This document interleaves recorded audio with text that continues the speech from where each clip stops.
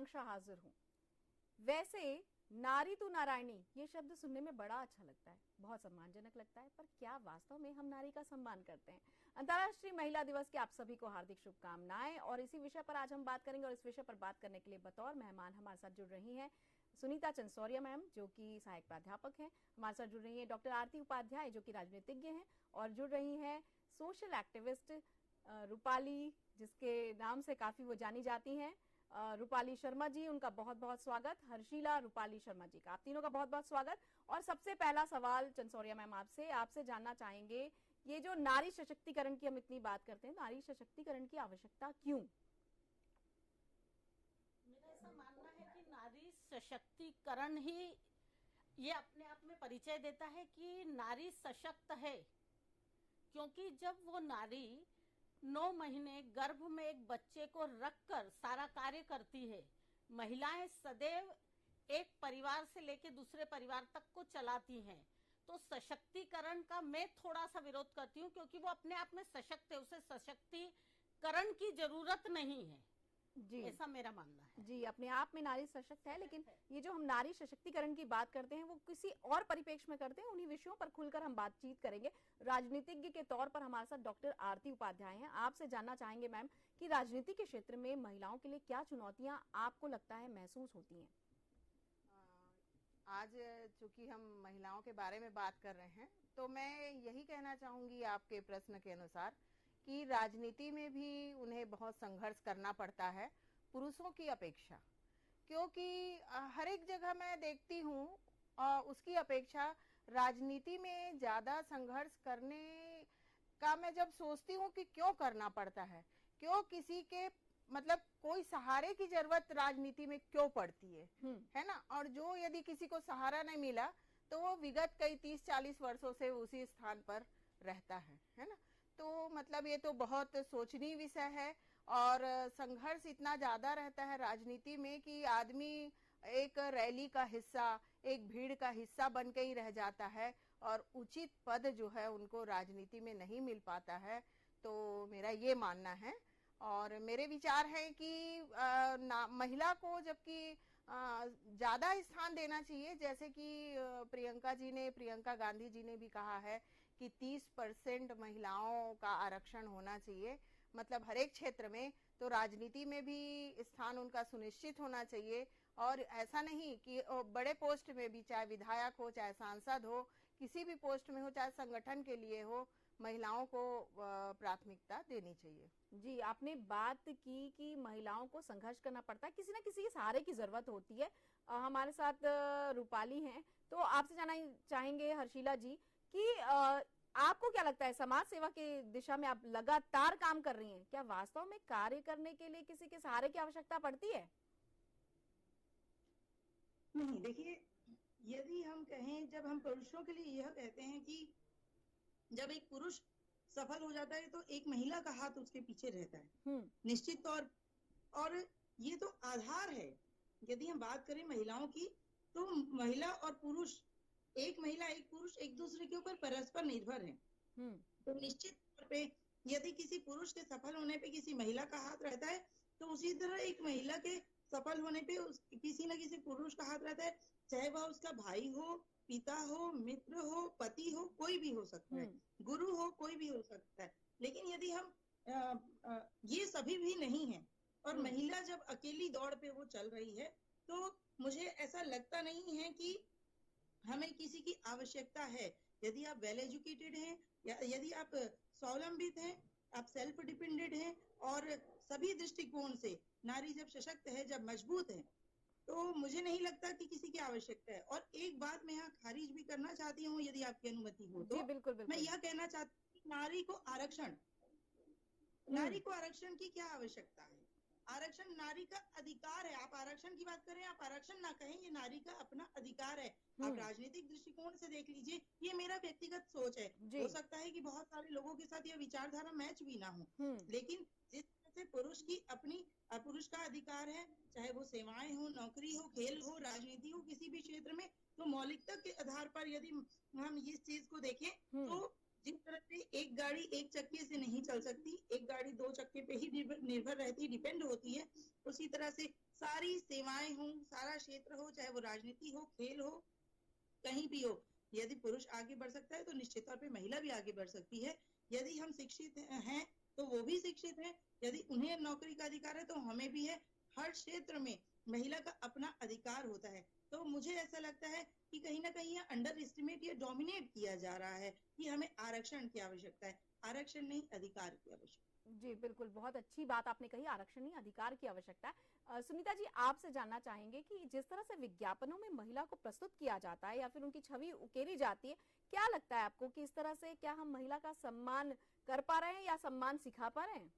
जी बिल्कुल नहीं, मैं इसके विरोध में हूँ, क्योंकि जरूरत नहीं है हमें एडवर्टाइजमेंट में जो ड्रेस सेंस में प्रस्तुत किया जाता है वो मैं उसके खिलाफ हूँ।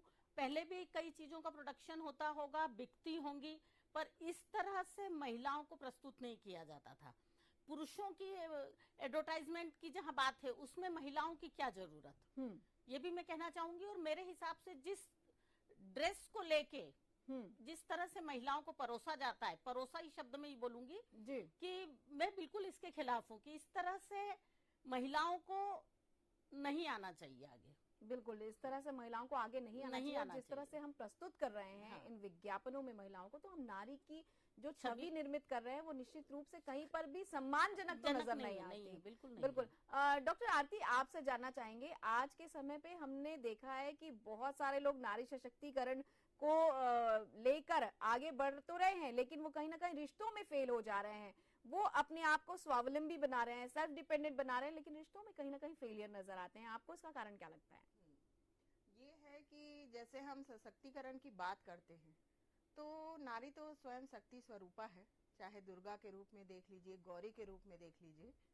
शांत है तो गौरी, नहीं तो फिर दुर्गा। तो मेरा मानना है कि घर परिवार में सबसे पहले यदि घर के लोग जो हैं, परिवार के लोग हैं, वो यदि हमारा सम्मान करेंगे तब समाज, देश और राष्ट्र सभी जगह हमारा सम्मान होगा। तो मेरा मानना है कि सशक्तिकरण की बात तो हम बड़ी बड़ी करते हैं कि आज महिलाएं जो है वो धरातल से आकाश तक पहुंच गई हैं, लेकिन कहीं ना कहीं कमजोरी जो है वो दिखती है समाज में, कि आज भी जो समाज है ना वो इतना खुला विचार वाला नहीं है। कहीं ना कहीं किसी चीज में हमें बाधा जरूर आता है और ये एक मर्यादा रहती है, लेकिन कई बार क्या रहता है कि हम समाज के उन रूढ़िवादी जंजीरों में कहीं ना कहीं जकड़े रहते हैं, उतना खुला हम नहीं हो पाते हैं जी। क्योंकि हम एक महिला हैं और ये कहना ये है कि हम बराबरी करेंगे पुरुष के, ये थोड़ा सा मुझे लगता है कि कितना भी समाज कुछ भी कर ले, महिला महिला है, पुरुष पुरुष है। और महिला अपने मर्यादा में रहते हुए यदि कोई आगे कार्य करती है तो कभी भी हमें कोई सशक्तिकरण या कोई भी जो चीजें हैं उसकी आवश्यकता में महसूस नहीं होती है। तो जी रूपाली जी, आपका क्या मत है? क्योंकि आजकल तो मुझे लगता है पुरुषों को लग रहा है कि उनके सशक्तिकरण की आवश्यकता है, क्योंकि उनको लगता है कि हर जगह महिलाएं आगे बढ़ रही हैं, उनको बड़ा प्रमोशन मिल रहा है, उनको हर जगह आगे बढ़ावा मिल रहा है, वो पीछे होते जा रहे हैं। आपका क्या मत है? देखिए, मैं कहना चाहती हूँ इस विषय पर कि 21st सेंचुरी है, महिलाएं अंतरिक्ष पर पहुंच चुकी हैं, महिलाएं जो हैं अपना लोहा मनवा चुकी हैं हर क्षेत्र में। और मैंने बात कर कहा कि महिलाओं को आरक्षण की नहीं, अधिकार की आवश्यकता है। महिला निश्चित तौर पे उत्पीड़न का शिकार हुई, महिला दुष्कर्म का शिकार हुई, महिला आकर्षण का केंद्र मानी गई। जिस तरह से अभी आप एडवर्टाइजमेंट की बात कर रहे थे, तो जहां आवश्यकता नहीं थी, अनावश्यक चीजों पे भी महिला एडवर्टाइजमेंट में दिखाई पड़ी। लेकिन महिला की बौद्धिमता को आप यदि समझे, महिला की गुणवत्ता को यदि आप समझे, महिला की उत्कृष्ट जो स्थिति है, बच्चे को, संतान को जन्म देने का अधिकार जब ईश्वर ने महिला को दिया है, तो मैं कहना चाहती हूँ कि महिला के पास पुरुषों से 1+1 ज्यादा अधिक है, एक मात्रा ज्यादा अधिक है।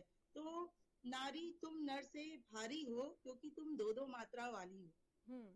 तो इस स्थिति में यदि महिलाओं को स्वावलंबी बनाया जा रहा है, महिलाएं आगे बढ़ रही हैं, तो निश्चित तौर पे ये पुरुषों के लिए चिंता का एक विषय है। और आफ्टर ऑल महिलाएं आखिरकार अब वो समय आ गया है कि हर जगह हर मुकाम पे पुरुषों को बराबरी की टक्कर दे रही हैं।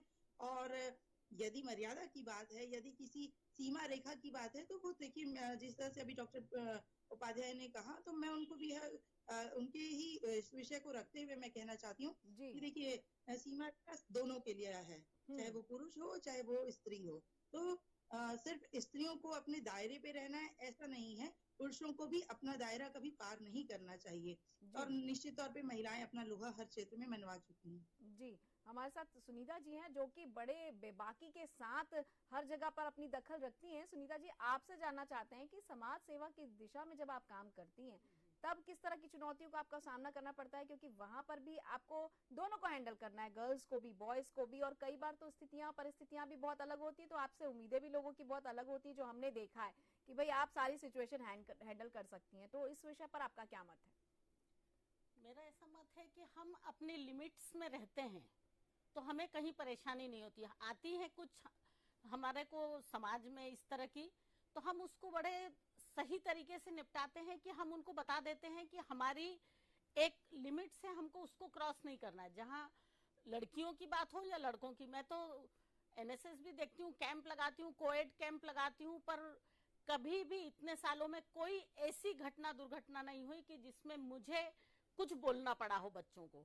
एक मर्यादा में बच्चे रहते हैं और कहीं मेरे को ऐसी समस्या आज तक नहीं आई, क्योंकि मैं बहुत, आपने बोल ही दिया कि बेबाकी से अपनी बात को रखती हूँ, इसलिए मैं जहां भी जाती हूँ अपनी बात को बहुत स्पष्ट शब्दों में पहले ही बता देती हूँ, ताकि इस तरह का कोई विषय खड़ा ही ना हो कि जिससे परेशानी हो। जी, हमने देखा है कि हम ना बहुत तेजी से मेट्रो कल्चर को अपनाते जा रहे हैं और हमारे यहाँ का जो कल्चर है वो बहुत तेजी से बदल रहा है। अगर हम शाम की बात करें तो शाम या देर शाम तक लड़कियां बाहर घूमती हैं और देर रात तक पढ़ती हैं, तो उनका जो क्रियाकलाप है वो भी काफी कुछ बदला हुआ है। शहरों में भी बड़ी बेबाकी से घूमती हैं, लेकिन कई बार हमको कुछ ऐसी आपत्तिजनक स्थितियां में भी देखने को मिलती है जहां पर हमको लगता है कि नहीं, नारी की जो छवि हमारे दिमाग में पहले से है, जो समाज में स्थापित है, वो कहीं ना कहीं कलंकित हो रही है या खराब हो रही है। इस पर आपका क्या मत है? डॉक्टर आरती, मैं आपका मत जानना चाहूंगी। जी, जैसे कि मेरा मानना है कि मैंने पहले भी कहा है कि एक हमारी सीमा रहती है और हमें उस सीमा में बंध के रहना चाहिए।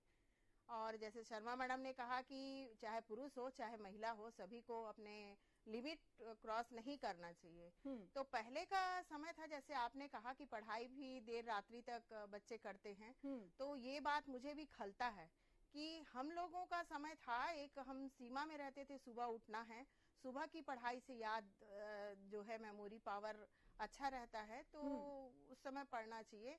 और ये नहीं कहेंगे कि घर वाले देखो चिंतित तो रहेंगे ही, लड़कियां हैं यदि देर रात्रि बाहर हैं, उसको हम ये खुला विचार नहीं बोल सकते, है ना। लेकिन जो पेरेंट्स रहता है ना, उनको चिंता तो रहती है, चाहे आपके बच्चे कितने भी संस्कारी रहे, अच्छे रहे, लेकिन समय माहौल थोड़ा सा अभी जो है हवा जो है, रुख जो है वो थोड़ा गलत ढंग से चल रहा है।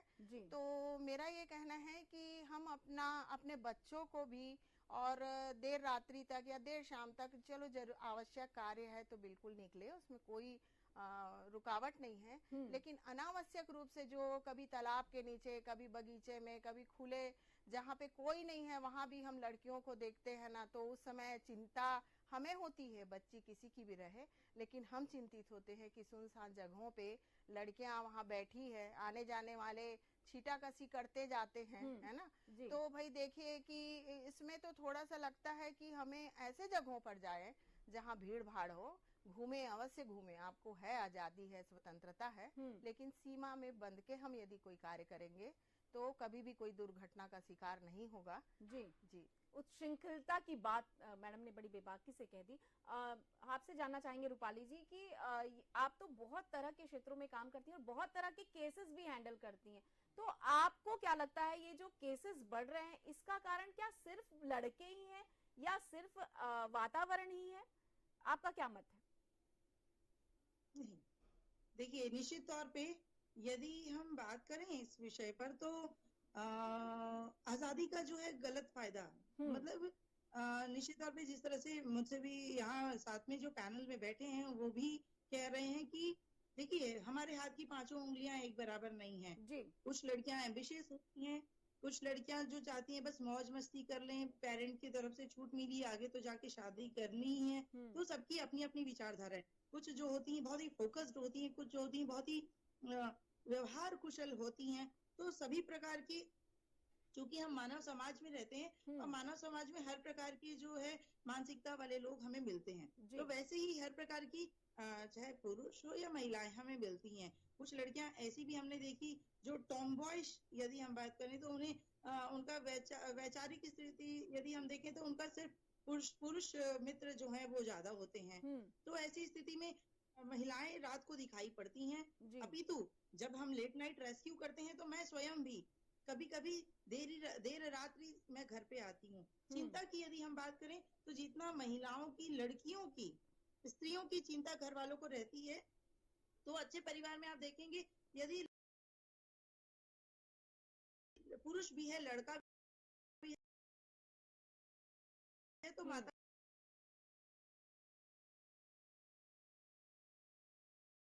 पिता को, परिजनों को अपने बच्चे की जो है चिंता होती है, चाहे वो बेटा हो या बेटी। माता पिता जो है उसमें डिफरेंशिएट नहीं करते हैं, तो कि हमारा बच्चा गलत संगत में ना पड़ जाए। तो दोनों पैरेलली समान है।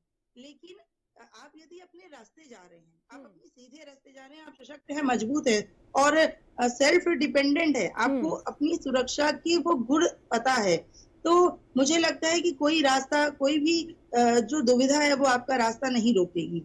यदि आप किसी को लिफ्ट दे रहे हैं या किसी ऐसी स्थिति में या ऐसे स्थान पे आप मौजूद हैं जहां किसी प्रकार के मुझे लगता है कि हानि की या किसी प्रकार की घटनाक्रम की आशंका है, तो मुझे लगता है लड़कियों को वहां जाने से बचना चाहिए। और निश्चित तौर पे यदि आप सीधे मार्ग पर जा रहे हैं तो कोई आपका रास्ता अगति अवरोधक बनकर नहीं रोकेगा। ऐसी मेरी व्यक्तिगत विचारधारा है। जी, बहुत ही सही ढंग से आपने अपनी बात बहुत अच्छे तरीके से रख दी। सुनीता जी, आपसे जानना चाहते हैं कि माँ की भूमिका पहले और अब आज भी वैसी है परवरिश के मामले में, लेकिन उनका स्वरूप काफी कुछ बदल गया है, परिस्थितियां बदल चुकी हैं, माहौल बदल चुका है।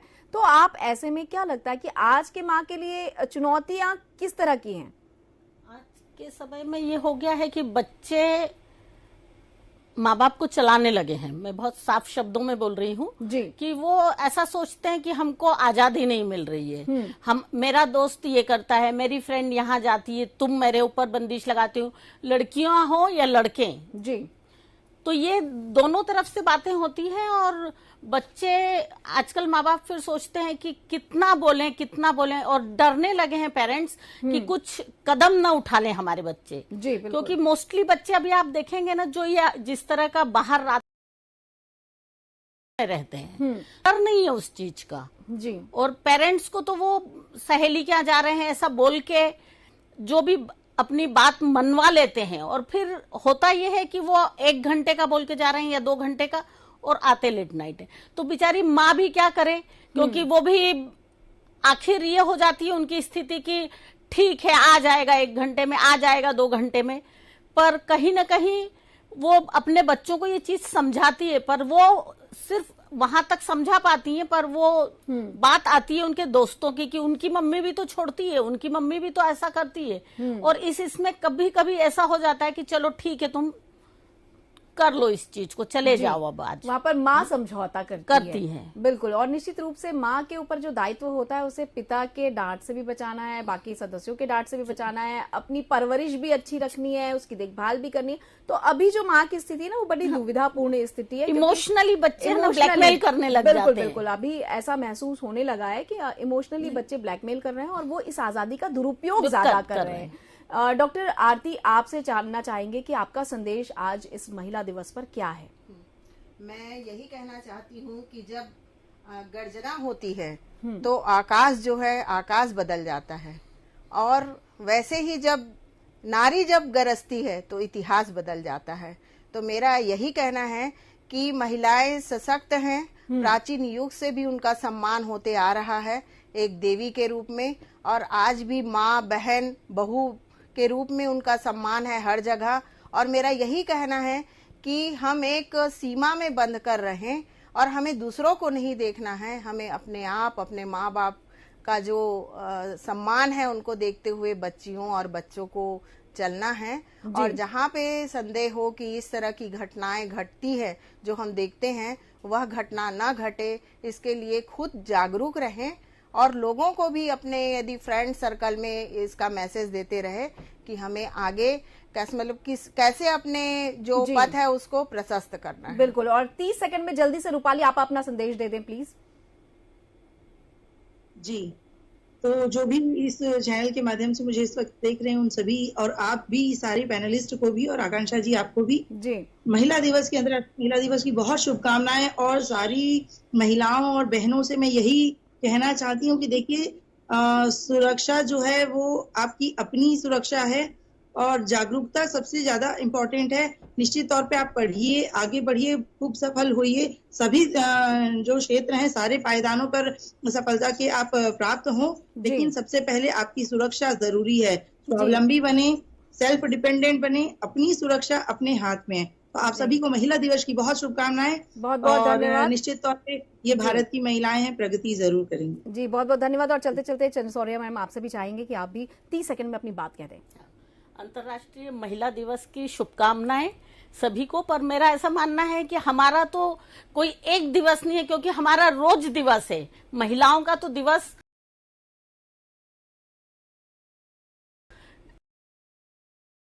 अलग से कोई मनाने की जरूरत नहीं है। हम अपने आप में सक्षम है। मैं बार बार इसी बात को रखती हूँ कि हम सशक्त हैं और हमें सशक्तिकरण की जरूरत नहीं है। जी बहुत बहुत धन्यवाद आप सभी पैनलिस्ट का जिन्होंने अपना बहुमूल्य समय हमें दिया। एक बार फिर से टीवी 24 के सभी दर्शकों को हमारी पूरी टीम की तरफ से अंतर्राष्ट्रीय महिला दिवस की ढेर सारी शुभकामनाएं। किसी और विषय के साथ होगी आप सभी से मुलाकात। तब तक कीजिए थोड़ी सी प्रतीक्षा, थोड़ा सा इंतजार। नमस्कार।